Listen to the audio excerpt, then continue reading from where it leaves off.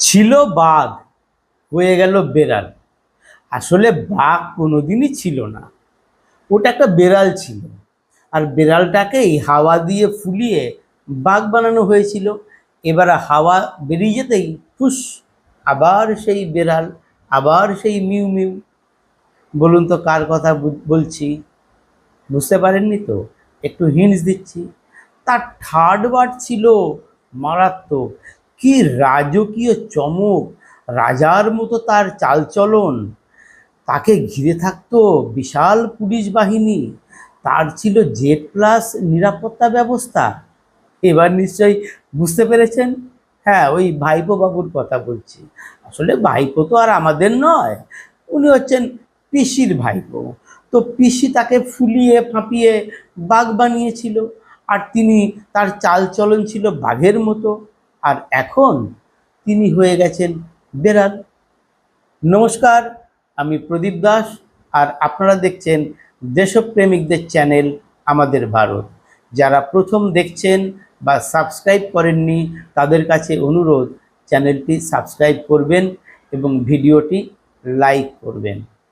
তো বেড়ালকে ফুলিয়ে বাঘ বানানো হয়েছিল, আর তার কি নিরাপত্তার ব্যবস্থা!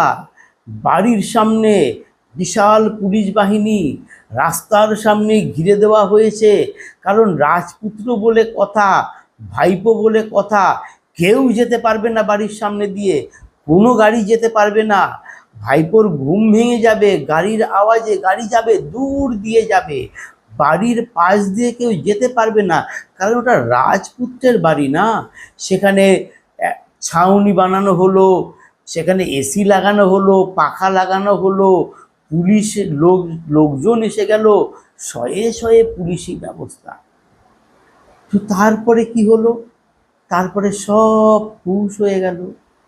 তারপরে ভাইপোর আরও কি ছিল? আরও ছিল জেড প্লাস নিরাপত্তা ব্যবস্থা। মানে মুখ্যমন্ত্রীর জেড প্লাস, ভাইপোরও জেড প্লাস, দুজনের সমান সমান। আসলে সমস্ত ব্যবস্থা সেই প্রাক্তন মুখ্যমন্ত্রী করেছিলেন। মানে আমি যা বলবো প্রাক্তন মুখ্যমন্ত্রী ধরে নেবেন, কারণ বলার সময় মুখ্যমন্ত্রী মুখ্যমন্ত্রী কথাটা তো এসে যেতে বাধ্য। আর ভাইপো যেখানে যেখানে যেতেন, যেখানে যেখানে তার ঠেক ছিল, মানে ওই আমাদের যেমন থাকে না চায়ের দোকানে ঠেক, আড্ডা ঠেক, তো ভাইপোর অনেক ঠেক ছিল। সেই সব ঠেকেও কিন্তু পুলিশ থাকতো। কত পুলিশ থাকতো জানেন? হিসাব বেরিয়েছে এখন। প্রতিদিন 200 পুলিশ কর্মী থাকতো, পুরুষ মহিলা সব রকমের পুলিশ কর্মী থাকতো।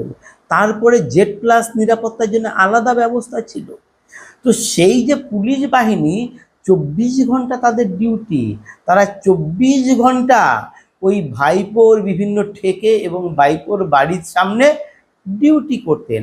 আর তিনি যখন বেরোতেন কোনো জায়গায়, বিহারে বেরোতেন, মানে ওই ভোট প্রচারে কোনো মিটিংয়ে যেতেন, মিছিলে যেতেন, তখন সেই পাইক বড়কন্দা শয়ে শয়ে যেমন থাকতো রাজপুত্র বা রাজাদের সঙ্গে, তেমনভাবে পুলিশ বাহিনী থাকতো। শয়ে শয়ে পুলিশ, হাজার হাজার পুলিশ, 1500 2000 পুলিশও থাকতো। ভাইপোর কি নিরাপত্তা ব্যবস্থা ছিল! কারণ রাজ্যটা পুরো তো একেবারে জঙ্গলের রাজত্ব ছিল। নাম ছিল মামাটি মানুষের সরকার, মামাটি মানুষ সরকার চালাতো। কিন্তু ভাইপোর নিরাপত্তা ছিল না, তার পিসিমণিরও নিরাপত্তা ছিল না। তাই ভাইপোর নিরাপত্তার জন্যে পিসিমণি এই ব্যবস্থা করেছিলেন। বিশাল তার থার্ড বার, তার কথাবার্তা কি! প্রধানমন্ত্রীকেও তিনি হুমকি দিতেন, স্বরাষ্ট্রমন্ত্রীকেও তিনি হুমকি দিতেন।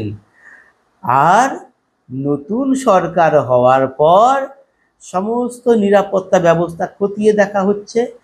সমস্ত নিরাপত্তা ব্যবস্থা খতিয়ে দেখে যা বোঝা গেল যে পিসিমণির জেড প্লাস নিরাপত্তা ব্যবস্থাটা দরকার, তিনি 3 বারের মুখ্যমন্ত্রী। কিন্তু ভাইপো বাবু তো একজন সাধারণ একজন সাংসদ, তার এত কোনো নিরাপত্তার কোনো ব্যবস্থাই দরকার নেই। ফলে জেড প্লাস যে নিরাপত্তা ছিল তা তুলে নেওয়া হয়েছে। আর তার বিভিন্ন ঠেকে ওই ক্যামাক স্ট্রিট আরও সব জায়গা আছে না, যেখানে আবার ওই আইপ্যাকেরও অফিস টফিস ছিল, সব জায়গা থেকে জানেন তুলে নেওয়া হয়েছে। তাহলে ভাইপো এখন আর বাগ নেই। শুধু ভাইপো নয়, শওকত মোল্লা ওই প্রাক্তন মুখ্যমন্ত্রী বলতেন সে বোমা বাঁধে, তার জন্যেও নিরাপত্তা ব্যবস্থা ছিল। তারপরে যে ফলতার যে বিধায়ক ছিল, এবার ভোটেও যে কারচুপি করতে চেয়েছিল, ওই ইভিএমে সেলোটেপ লাগিয়ে দিয়ে ব্ল্যাক টেপ লাগিয়ে দিয়েছিল, সেই জাহাঙ্গীরেরও নিরাপত্তা ব্যবস্থা ছিল, তাও তুলে নেওয়া হচ্ছে। জাহাঙ্গীরের ঠাটবাট তো এখন আরও বাইরে আসছে। ভাইপো তো ছিলেন রাজপুত্তুর, আর বাকিরা ছিল হচ্ছে জমিদার। ওই ফলতা এলাকার ব্যবসায়ীরা নিশ্চিন্তে ব্যবসা করতে পারতো না, তোলাবাজির রমরমা ছিল। সেখানে যে হোটেল ছিল, সেই হোটেলে জাহাঙ্গীর মানে জাহাঙ্গীর বাদশাহ বলা ভালো, জমিদার ছিল তো, কিন্তু জাহাঙ্গীর বাদশাহ উপাধি দেওয়া যেতেই পারে। সেই বাদশাহ যখন তার দলবল নিয়ে হোটেলে যেত, হোটেলে থাকতো, খাওয়া দাওয়া করতো, নিজেদের ফরমাইশ মতো অর্ডার করতো, খাবার আসতো, লাখ লাখ টাকার বিল হতো, কিন্তু বিল মেটানো হতো না। হোটেল মালিকরা বলছেন সেই বিল আনতে যখন হোটেল কর্মীদের পাঠানো হতো, ঘন্টার পর ঘন্টা তারা বসে থাকতো, কিন্তু টাকা পেতেন না। এরকম কত যে জমিদার আছে এই রাজ্য জুড়ে, আর সেই জমিদারদের পুলিশি নিরাপত্তা ছিল, আর সেই নিরাপত্তা ব্যবস্থা এখন খতিয়ে দেখে তাদের সব নিরাপত্তা ব্যবস্থা তুলে নেওয়া হচ্ছে। জনগণের কোনো নিরাপত্তা ছিল না। জনগণকে বলেছিল, মেয়েদের বলেছিল 8টার পরে কেন বেরোয়, 8টার পরে বেরোবে না, কিন্তু জনগণের নিরাপত্তা বাদ দিয়ে বিশাল সংখ্যক পুলিশ নিয়োগ করা হয়েছিল এই নেতাদের নিরাপত্তার জন্যে, সব এবার তুলে নেওয়া হচ্ছে। তো শুধু ভাইপোই নয়, সবারই এখন সেই যারা বাদশা ছিল তারা এখন চুনোপুটি, আর ভাইপো বাবু তো বাঘ থেকে বেড়াল হয়ে গেল।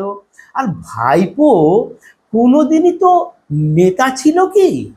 একটা কথা বলি, এই নেতা কিন্তু এইভাবে বানানো যায় না।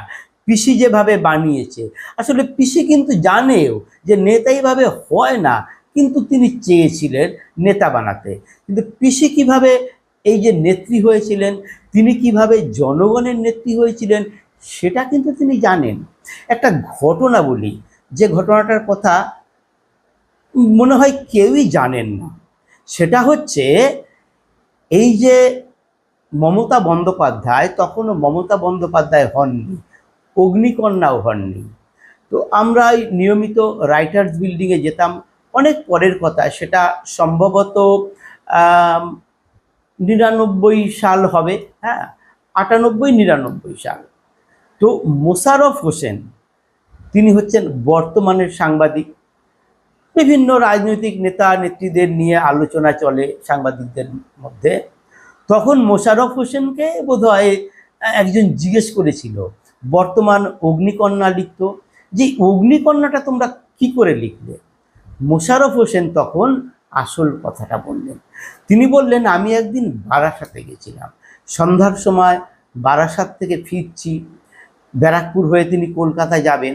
তো সেই সময় বারাসাত থেকে আসার সময় নীলগঞ্জে দেখেন যে রাস্তার পাশে মাইক বাজছে, আর একটা মেয়ে, যুবতী মেয়ে, কম বয়সী, তিনি ওই একটা সাদা শাড়ি পরা, রাস্তার পাশে দাঁড়িয়ে একেবারে জ্বালাময়ী বক্তৃতা করছেন। বাম জমানা, কিন্তু তার চারপাশে বিশাল মানুষের ভিড়। তিনি গাড়ি থেকে নেমে পড়লেন, দেখলেন যে মমতা বন্দ্যোপাধ্যায়। ওই যে মোশাররফ হোসেন দেখলেন, তার মনে হলো এ তো অগ্নিকন্যা। তো মোশাররফ হোসেন সেই যে অগ্নিকন্যা দেখেছিলেন, অগ্নিকন্যা লিখেছিলেন। তারপরে অগ্নিকন্যা সবাই লিখেছে। সেই যে পিসি, তাকে কেউ তো ঠেকো দিয়ে ওপরে তোলেনি, তার নিজের কৃতিত্বে তিনি উঠেছেন। নেতা কখনো তৈরি করা যায় না, নেত্রী কখনো তৈরি করা যায় না, তিনি মানুষের মধ্যে গৃহীত হয়েছিলেন। তার যে আন্দোলন ছিল, তিনি কেন্দ্রীয় মন্ত্রিসভা থেকে সামান্য দুর্নীতির অভিযোগে পদত্যাগ করেছিলেন। তার এই ভাবনাকে, তার এই কাজকে পশ্চিমবঙ্গের মানুষ অভিনন্দন জানিয়েছিল। তারা আশা করেছিল তিনি যখন ক্ষমতায় আসবেন নিশ্চিতভাবে রাজ্যটা দুর্নীতিমুক্ত হবে এবং মানুষের কর্মসংস্থান হবে। মানুষ সিপিএমের আমলে যে দম বন্ধ করা অবস্থায় ছিল তার থেকে মানুষ মুক্তি পাবে, তার জন্য তাকে ক্ষমতায় এনেছিল। কিন্তু ক্ষমতায় এসে কি হলো, তিনি হঠাৎ পাল্টে গেলেন। তার সরকারটা চোরেদের সরকার হয়ে গেল। তার নেতৃত্বে যে সরকার চলতে লাগলো নানা দুর্নীতিতে ফেঁসে গেল এবং অভিযোগ উঠল কালীঘাটের দিকে এবং বলা হলো যে কালীঘাটের নির্দেশেই সব চলছে। ফলে পিসি সেই ওপর থেকে ধপ করে নিচে নেমে গেলেন। মানুষের আস্থা তিনি হারালেন। আস্থা আসলে অনেক বছর আগেই তিনি হারিয়েছিলেন, কিন্তু প্রত্যেকবার ভোটে ব্যাপক কারচুপি করে তিনি জিতে যাচ্ছিলেন। মানুষের আস্থা তিনি আর পাচ্ছিলেন না। এবার নিরপেক্ষ এবং কড়া নিরাপত্তা ব্যবস্থার মধ্যে ভোট হওয়ায় আর ফেরত আসতে পারেননি। তো ভাইপোকে তিনি চেয়েছিলেন তার পরবর্তী নেতা বানাতে। তার জন্যে তার এত পুলিশি ব্যবস্থা ছিল। এবার প্রচারের সময় দেখেছেন সেই দক্ষিণ 24 পরগনায় বা কোচবিহারে সেই র্যাম্প করা হতো, লাখ লাখ টাকা খরচা করে র্যাম্প বানিয়ে সেই র্যাম্পের একবার তিনি এদিকে হেঁটে যেতেন, আবার ওদিকে হেঁটে যাচ্ছেন, বিভিন্ন দিকে হেঁটে হেঁটে, মানে তাকে সেই হাওয়া দিয়ে, বললাম না বেড়ালকে ফুলিয়ে বাঘ বানানো, তাকে সেই বাঘ বানানোর চেষ্টা করেছিলেন। আর ভাইপোর কি হুঙ্কার, সেই বাঘের কি হুঙ্কার!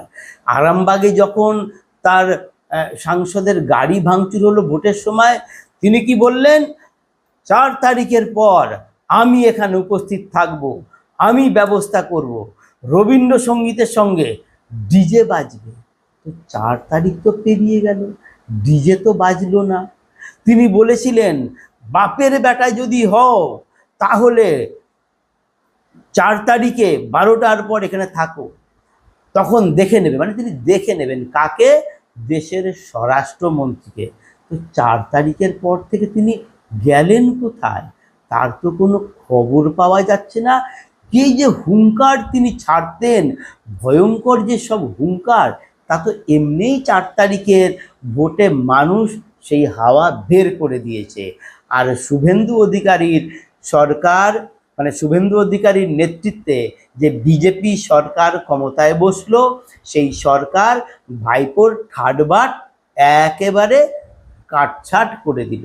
এখন সামান্য সাংসদ হিসেবে যেটুকু নিরাপত্তা তার পাওয়া দরকার সেটুকু তিনি পাবেন।